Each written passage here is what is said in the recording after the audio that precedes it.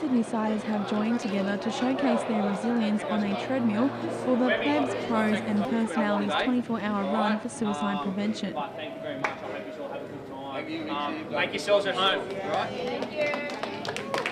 Kelly Cartwright, a Paralympian gold medalist in athletics, spoke with Hero magazine before she kicked off the event.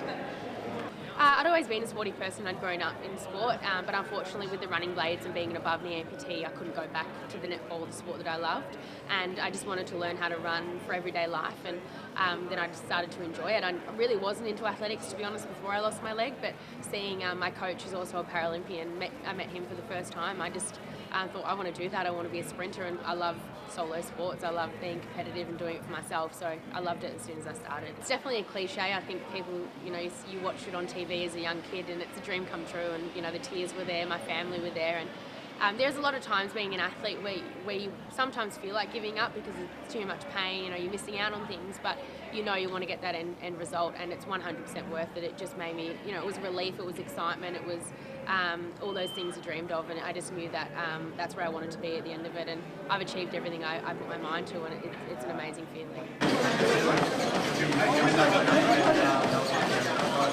Sporting stars like Gardner, also, Rebecca, we've got Kid Mack who's going to kick off at about 6:10. Absolutely wonderful. We're going to talk to you through the night. We really want to thank you for your time here. Thanks. I came into the game at a time where women were quite welcomed into the game, so I was pretty fortunate.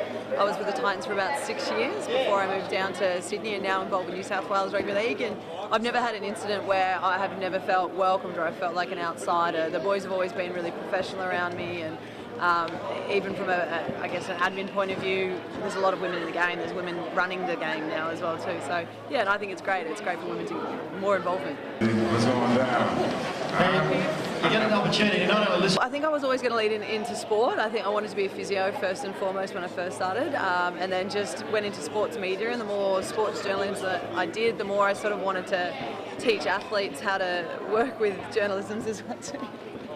I work with idiots like him all the time, and it's totally fun. Yeah. Nothing like a photobomb from Heine. But yeah, I guess I sort of went into the stage where I wanted to use my journalism aspects to be able to train the athletes and make them a little bit more savvier and easier to handle with the media and get their messages across. The boxing I only sort of came into about 2-3 years ago. I was a netballer and an athlete prior to that.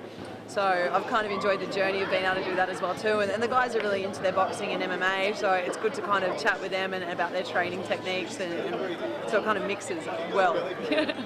The Bondi Rescue lifeguards also made an appearance at the event this year with the inclusion of their only female lifeguard.